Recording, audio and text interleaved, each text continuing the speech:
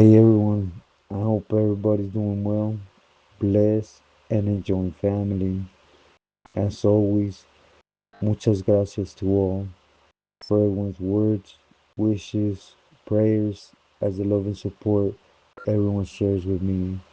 From the heart, I'm thankful to each and every one of you. Also, do please like, share, subscribe, and hype to the video. And before I get into what I want to share with you, I wanted to thank everyone for the amazing love and support I've been receiving with the recent book I put out on Amazon, which is just a message on black and white for your reviews and for helping me or the message have a bigger reach now on paper, right? Gracias. Well, everyone, on this one, I'm going to take you back 2019 sometime, I had shared already with you guys when we got cracked out in Jalisco. I hadn't really go into details for a lot of reasons, right? But on this one, it was mainly this time we had gone back, right? And it wasn't like a boogie mission. It was more on going to look at something, seeing if it was beneficial for the señores, right? As a whole. And we were going to go report it.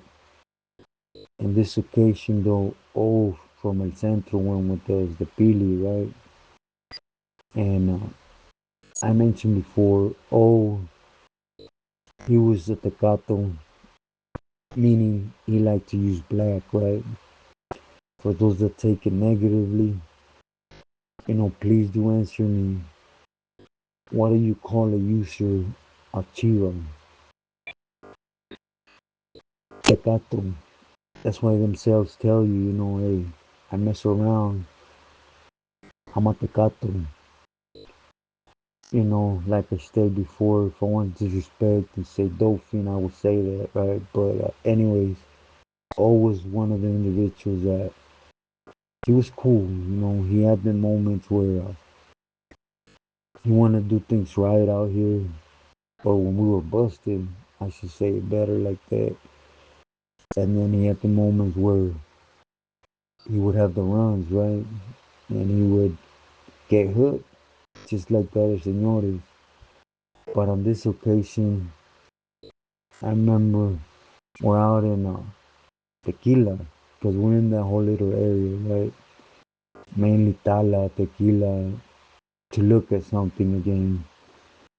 And at night, they wanted to throw cold ones, right? Not chelas. So, I personally didn't want any, right? Because it would just, regardless, we weren't there on a mission. We were still there on out of bounds, if you guys get it. So, anyways, our objective, well, mine and a couple camaradas, like Cuervo, Pinky was there this time, and was to take care of the señor, That was our obligation, first and foremost, right? And anyways, I was firstly arrived in Mexico. I had already, you could say, had a few run-ins with law and jail and stuff like that, right? But nevertheless, I knew that here, when it comes to police, all organizations work with the faction.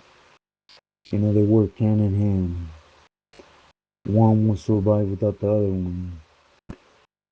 But what I was grieving behind the years on was, what about if we're in a different state? For example, we're in Sinaloa, okay, firmes. We know which governments are lined up, right? but we're in Jalisco. So I know, it follows, For example, we got sent out there on a mission, everything was ready to go in, and everything was taken care of. But you always have them funnies when it comes to government, right? Out here,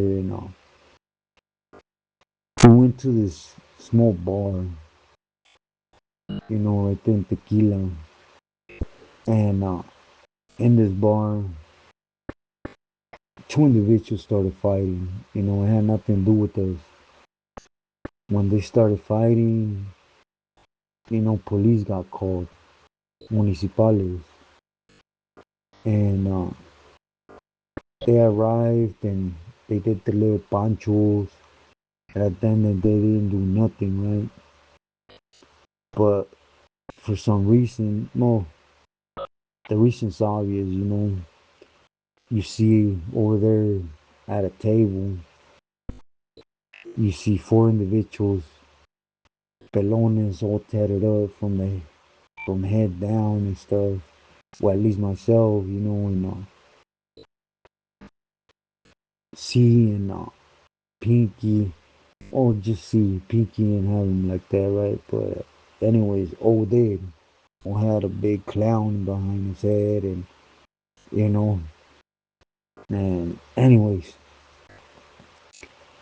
they went over there, and I know there was, you know, certain guidelines we had to follow. Again, I was wet behind the ears, and a lot of things.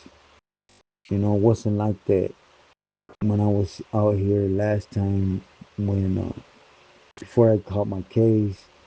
There was no such thing as plazas and all that. But anyways, when they came and hit us up, the PLO was already buzzed, and the municipality started disrespecting. But we're talking about disrespect, like saying a bunch of stuff from the side of his neck and, hey, I'm gonna take you over there right now, take you on a little brecha on the outskirts right here in town, and I'm gonna stomp you in, I'm gonna lay you out, all that hee rah rah stuff. And when he said this to again, it was a reaction, right? And I didn't care who they were. I was, in the system, that's how it is. You see a camarada take off on a seal, you follow suit, no questions asked, So when he started disrespecting, and I heard O's answered in a negative way, I took off on the Huda, right? Keep in mind, we didn't have nothing on us. We had left it in the car because, again, we weren't on that tip, right? And, anyways, long story short, more municipalities would end up coming. And you guys know that go around in Mexico, they would end up stomping us in on the spot and taking us to the municipal. Once in the municipal, it was boogie, it was go time for them. They stomped us in good, you know, and anyways, after a while, they didn't have no reason to hold us, Like I stated on past episodes, the only thing you gotta look out for is that they actually put you in the system, que te den de alta. Because if they don't put you in the system, that only means one thing, and that is they're going to take you on a ride, take you out to a brecha, and you're going to get done. So, anyways, they did put us up, and we would end up going to first to a penal, and it's Guillermo, Guillermo Trejo or something like that. We would end up going there. We only were there for like 4 days, and the cells, it was, man, the worst cell in Cali. These cells, man, would tell him, hey, move out the way, get the way type of thing, right? And it was nasty. There was just a little wall, and on the side, a hole in the ground, and if you had to do your thing, basically 20, 30 man in that cell, and it was like you did your thing, right? But anyways, again, we were only there 4 days. Through these 4 days, the municipalities were having a little fiesta with us, right? And then from there, they would end up moving us to Puente Grande on the state side, right? And when we got there, it wasn't that bad. To be sincere, it was wild. I didn't expect it. I expected it to be more security, more lockdowns. But again, we were on the state side, right? And you literally had the yards were like big hallways. They were yards. And then you had cells on both sides. It was it was wild. It wasn't again what I expected to see, and a lot of individuals over there on their estatal had been there for a while, and we knew we were only going to be there for a while, right? Because at this time we didn't really have antiquities and stuff like that, so we are going to get bailed out. But as we're there, there's a lot of individuals that from the gate they don't like us. You know, I'm not. I would later find out it was nothing near like Nayarit was with us, but it was then constant, looks and stuff, and to me it was what it was. If you didn't like us, all you had to do was just say mambo and we boogied. But anyways, the prisons in Mexico don't work like that.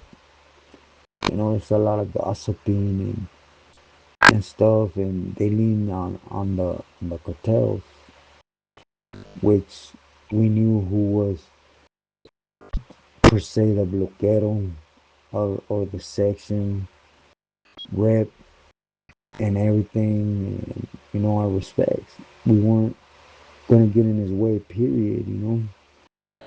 We're just there to do our thing and get on. Well, with this bloquero, Miguel, right?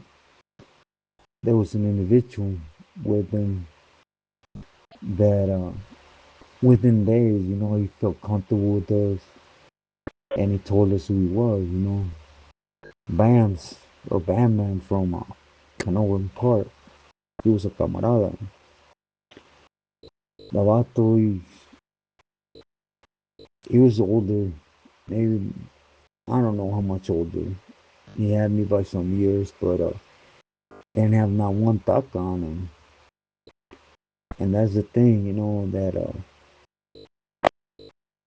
throughout my whole run in Mexico, you would say I would run into a lot of camaradas that blend in, you know, start doing their hairdos like the estilo out here, dressing like out here, trying to speak like out here, and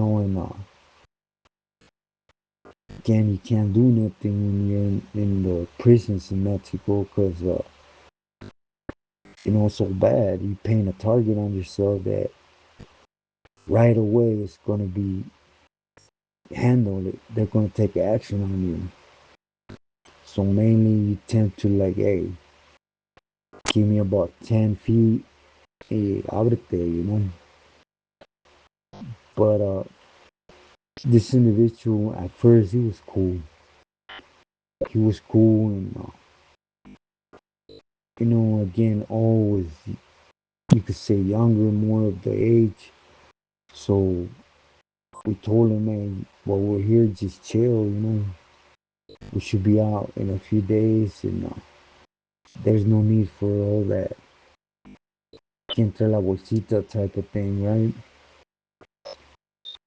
But once you feel comfortable with this individual, right? And again, at this point, we don't know nothing bad with with bands, right?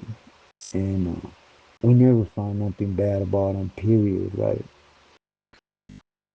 And he would ask him like, "Hey, you think you could get me some negra?" He couldn't.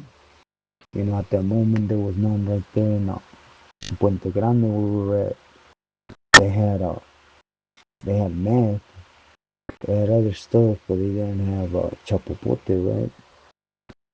So all would ask for some meth, you know, and he would end up start using. Well, I don't know what happened. Basically you're able to stay up all night if you want, and talk and this and that. So we were taking turns, kind of like one up, one down type of thing. Salieron mal. They would start arguing with each other for whatever reason. It was their argument, and next you know, the homie starts telling them like, "Hey, I'll make sure these guys que los arreglen and start stomping you out." And I told him, "Hey, I thought you were a homie though. You know, how you gonna go over there and snitch?" And it was an eye opener for me because it was one of them times where a homie that was supposed to do be good, right? Told straight up looked at us and told us, "Hey, F you and what you stand for. I'm here and I know who I'm with, and I'm going back to that." Whatever he meant by that, right? And I remember I told, hey, let's snatch this fool. And I said, Charles, just, he was all twacked out. Spencer, I say it like that. I'm just trying to be honest. And anyways, he went back. I don't know the narrative he painted with the vato that had the crujilla or the section, right? And they would end up coming in from the streets. Palabra, they came in from the streets, suited and booted, and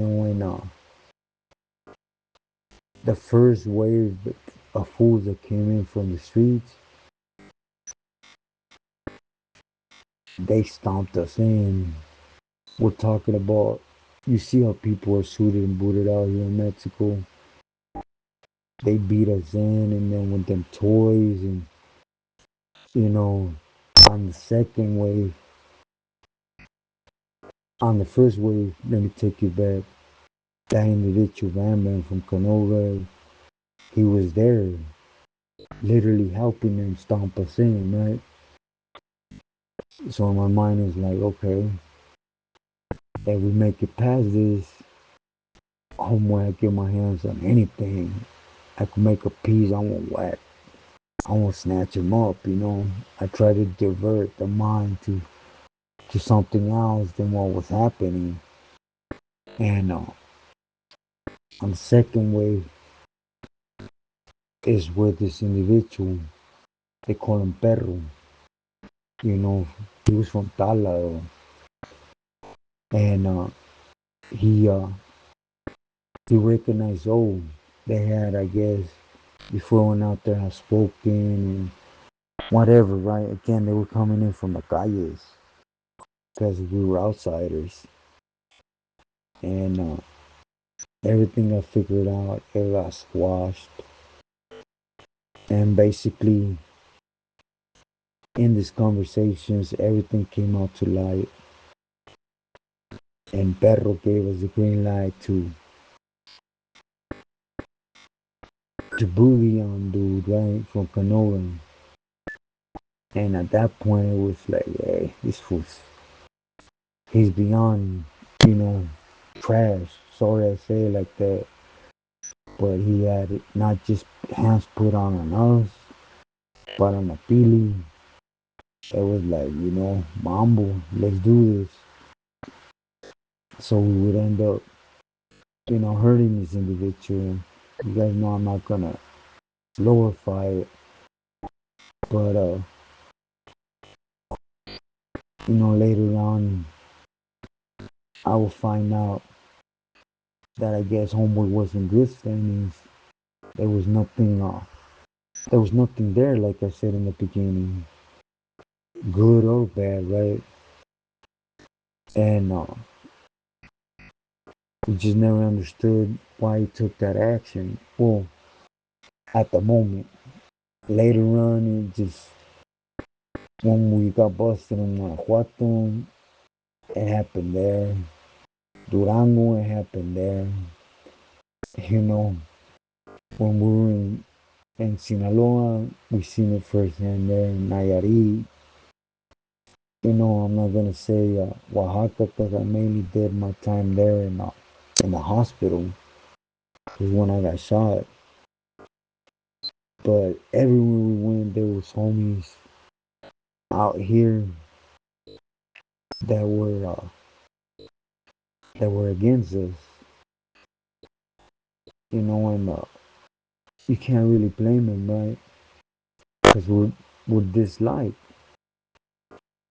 Again, we would end up getting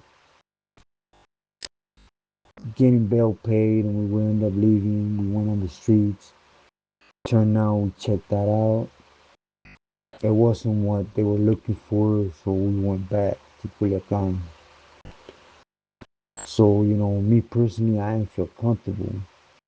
And I told Otis, it's like, hey, homeboy was a camarada,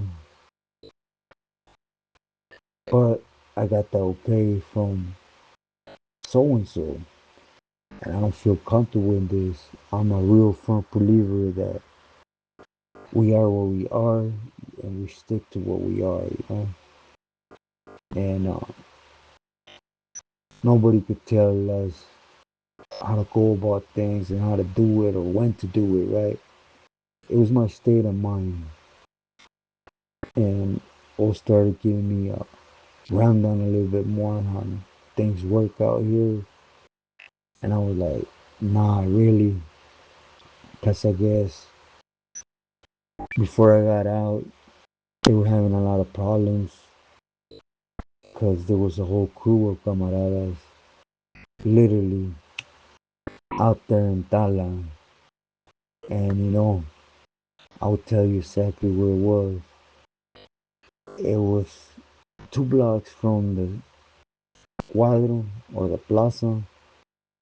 It was a two-story house in front of the kinder. There was a kinder right in front. And behind this house, it was an empty lot. Cause I'm telling you, we hit that pad. We watched it, we hit it looking for these vatos, claiming to be camaradas and really being camaradas, and at the same time, washing them up. How soon is these vatos would end up going to lay people from the cartel down, take their work, their weapons, and then pin it on homies that didn't even know what the hell was going on to wash their hands. So it's just one of the more things we had against us. Again, out here is Wild Wild West. Not all camaradas sincerely our camaradas out here. If you guys get what I'm trying to say. You know, and it took time to learn that. But again, this is just a story I want to share with everyone. I know as we're talking, there's a lot of camaradas heading out this way for whatever reason and under whatever circumstances. And for those are heart believers in our movement, the way I lived and breathed for it, you know, I guess the intel is that, you know, don't go with the flow because you see a bato that has the outskirts looks like us, you know, analyze and figure him out. Because at the same time, there's a lot of people that are no good out here. If you guys get what I'm trying to say. But anyways, I'll end this from here. We would end up going back to Culiacan, and of course take a good 5 6 days to semi heal, right? Let the bruising cool down a little bit. But that was one of my first experience, you could say, in one of the penales here, you know. We would end up doing 2 rounds to Puente Grande, as I shared with you guys on the other one. It's on the playlist. Do please, if you're interested, check it out. But both times it was nothing nice for us, and that was one of the most peaceful places I can seriously say we hit in Mexico. But with this said, again, it was just story time. I hope it's to your liking. Please stay true to yourself and all to your loved ones.